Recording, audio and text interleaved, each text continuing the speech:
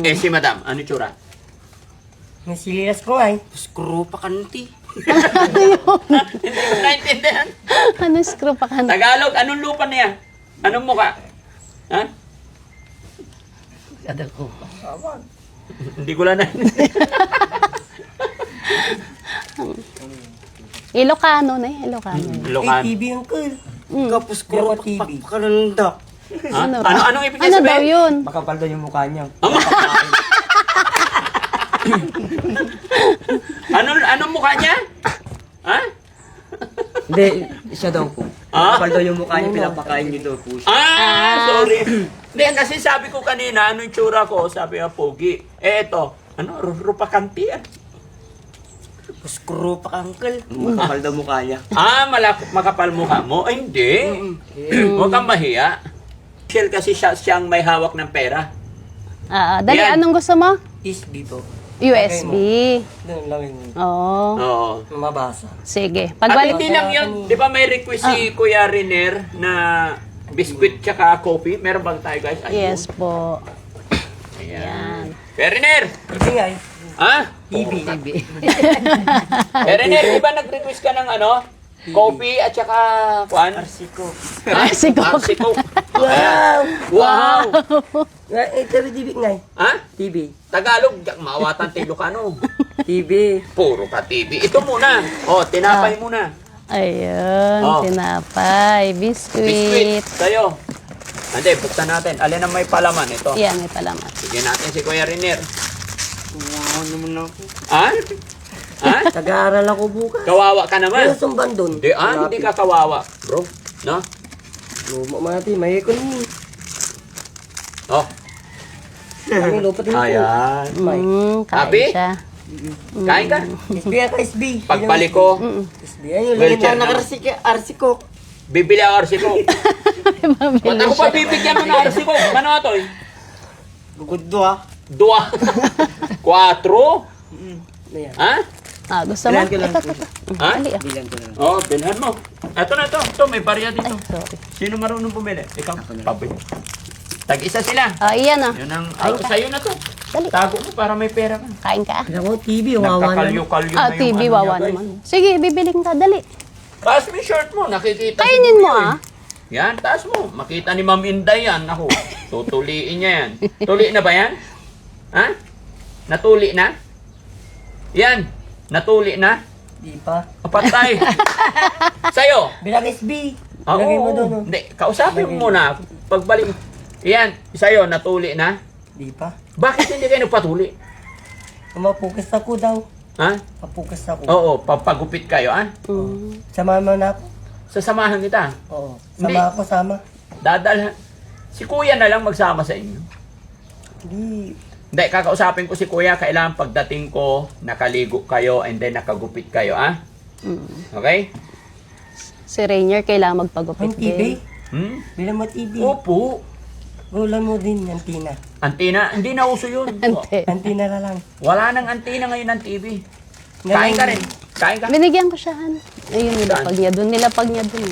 Kainin mo muna, ano? Ito, Ayan. dami kayong kape, ah. Oo. Ano sasabihin ni Kuya Riner? Siya yung pinakapanganay pero siya yung ano. Hindi makalakad, siya yung Pero kawak. hindi siya masyado nakakakita. Hindi nakakakita yun. Salita lang. Hindi rin masyado. Ganyan lang talaga. Nakakakita ka, di ba? Pogi? Pogi? Busy lang po talaga yung mukhang bibig niya, Arsi. RC talaga. Hindi ba siya kuya talaga nakakapagsalita ng diretso na ano? Pero kapag kinausap naman, alam niyo naman po yung sinasabi. Alam naman niya. Pero wag mo sana sila sanayin sa Hindi soft drinks. Puro tubig. Log. Tubig or Ito, gatas. ito mahilig sa tubig to eh. Si Ian. baka Ian, makadagdag hindi ka pumunta sa school ngayon? Ayoko mag-school. Bakit? Ayoko pa. Di father na. Ah? Doon ni father. Magpapader daw siya. Simbahan? Magpapader ka sa simbahan? Hindi siya pumasok ngayon eh. Nakikita ko siya pumapasok. May dalang bag eh, no? Ang bag ko kasi. Oh, bakit? Ano nangyari sa bag mo? Wala eh. Ha? Uran. Uulan. Kaya hindi ka pumasok, kaya hindi ka umalis. Pero hindi naman sila yung mga batang nagugutuman. Hindi lang. Nakakain naman, very good. May request lang ako sa iyo, sir, kung okay lang, pagbalik namin sana nakagupit sila. Okay lang. Sira kasi yung razor, dapat lang kayo. Gupihan ko sana kahapon. Oh. Bigla na sira yung razor ko, andyan yung razor. Dalhin na lang sila sa ano, sa barbershop. Pagupitan mo na lang sa labas. May nag-ano naman dito parang may nagsiservice. Nagsiservice. Okay, yun naman pala. No? Babalik kami dito para bigyan sila ng ano, yung wheelchair niya. Thank you po. Ay, Pero magagamit niya yung wheelchair pag ano. Kailangan niya ng tulak. Tingin ko kasi, Hindi po, hindi niya po magano. tingin ko hindi niya magamit. Pero tatry lang natin. Mas alam ko sa mga ganito kasi mga kababayan, marami na ako na-encounter na ganito. Pero ipapatry pa rin natin. Bibigyan pa rin natin ng wheelchair ayon sa kanyang kahilingan. Pero ang tao kasi, pag nakagapang na sa sarili niya, mas prepared niya yon. Unless hindi na talaga makakaalis. nasanay So na gusto siya. mo mag-wheelchair? Ha? Cool. Mulat sa pool ba hindi pa nakatry ng wheelchair to? Meron na po. O nagamit naman niya? Dito lang po. Dito lang. Okay lang. Paglalabas. Yan lang po sa araw. Pero lalakas din ang katawan nito, kuya, pag talagang maalagaan. Araw-araw ligo, tapos huwag nyo nang paalisin. Okay. Tamang kain, bawas ang soft drinks. Kasi hindi talaga mas makakasama sa kanila yung pag puro soft drinks. Kaya puro bukang bibig niya yung RC kasi yun yung natikman niyang masarap. TV nga, TV. Nailigan niya kasi talaga. Ada Nakahiligan. bubi na dyan. Bubi. Okay? Pahilimok na. Ikaw lang, siya lang, ikaw Ha? lang nag-aalaga sa kanila. Balik tatlo lang. Alis. Tatlo lang kayo. Tapos may kapatid po ako nandito sa kabila. Pero nasa trabaho sila. Kaya matanong ko lang, syempre wag mo sanang mamasamain. Kumusta naman yung, syempre galing yung nakaraan, di ba, galing sa mga sponsor. Paano mo naman minamanage yung perang pinibigay ng mga sponsor? Saan mo na balik nung binigay niyo po. Nag-grocery na po ako nun. Tapos may nagtira lang po ako ng mga 1.5 ganun. Para sa mga kailangan po nilang dalawa. Okay, very good. Kapag kung may maugot po akong pera, kung anong kailangan nila, may maugot po ako. Hindi ko po ginastos lahat. Para kapag anong kailangan ni Ian at Renier, may maugot po ako. Sige. Okay, pasensya ka na. Okay Natanong lang lang po. kasi gusto ko rin malaman ng ating mga sponsor. So yun lang papakiusap ko, kuya, para matuwa din ang ating mga kababayan na nagmamahal kay Renier. Yun, alagaan mo sila, huwag mo silang pababayaan. Lagi mong papaliguan. Total, nandito ka lang naman, no? Tsaka pagupitan din, no, kuya? No? Okay. So yun, mga kababayan, mga kabarangay, una sa lahat, syempre, thank you kay God, thank you kay Lord, kasi nakapasyal ulit kami dito. At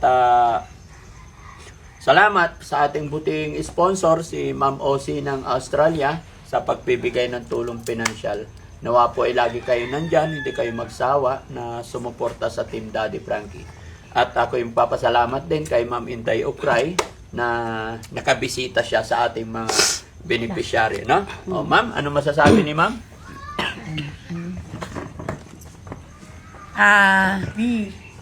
Nakakatuwa kasi, 'di ba, habang nandito ako, nakikita ko yung lahat ng mga, hindi naman lahat, yung mga ibang kung saan sinasama ako ni Daddy Frankie. Kasi nga mas maganda tulad nung iba na parang nagbibigay lang ng mga kuro-kuro na, 'di ba? Hindi naman natin maaalis 'yon. Pero pagka ikaw mismo nakasama mo sila Daddy Frankie ng actual, dun ako makakapagbigay ng idea sa mga nagsasalita, lalo na pag may mga sinasabing, ay hindi totoo yan yung mga ganyan. So ito po ako na isa sa makakapagpatunay sa mga ginagawa ng Daddy Frankie. At natutuwa din naman ako, masaya ako kasi nakikita ko rin tulad nila Renier, ni Ian, yung actual ba na talagang kalagayan nila, sakit nila, no? Ito yung pagpapatunay na talagang deserve, yung mga pinupuntahan ni Daddy Frankie at mga beneficiary, deserve talaga nila na matulungan natin, no? Lalong-lalo na sa kalagayan nila at silang tatlo lang dito, yung kuya niya, ay yung kapatid niya na nag-aalaga. So sana sa pamamagitan ng mga may mabubuting puso, no? Sama-sama po tayo na wag tayong bibitaw at tuloy-tuloy lang po natin yung pagtulong natin sa Team Daddy Frankie at ganoon din sa mga beneficiary niya. Nagpapasalamat po ako sa mga patuloy na mga sponsor ng Team Daddy Frankie, no, sa mga pagmamahal ninyo. Sana tuloy-tuloy po tayo at kapit kamay lang tayo lagi kay Daddy Frankie. Thank you po. Yun. Si Mami Rochelle naman. Yes, yan po. Siyempre, nagpapasalamat po ako kay Ma'am Aussie ng Australia dahil po sa mga pinadala nilang pagmamahal yan kay Rainier tsaka kay Ian. At yun nga ay talagang sobrang nakakaawa sila dahil sa kalagayan nila. So, yun po. Maraming salamat Ma'am Aussie ng Australia at sa lahat po ng mga sumusuporta sa Team Daddy Frankie. Maraming salamat po. Ayun. Si Kuya naman. Sir, anong masasabi mo po at nakadalaw ang Team Daddy Frankie? Maraming salamat po sa inyo, sa Team Daddy Frankie at sa inyo po. At sa mga sponsor po ng Daddy Frankie. Kung wala po kayo, wala din po yung mga blessing na at si Daddy Frankie po. Kung wala po sila, kayo at sila, nag-ano kasi ako. Okay lang yan.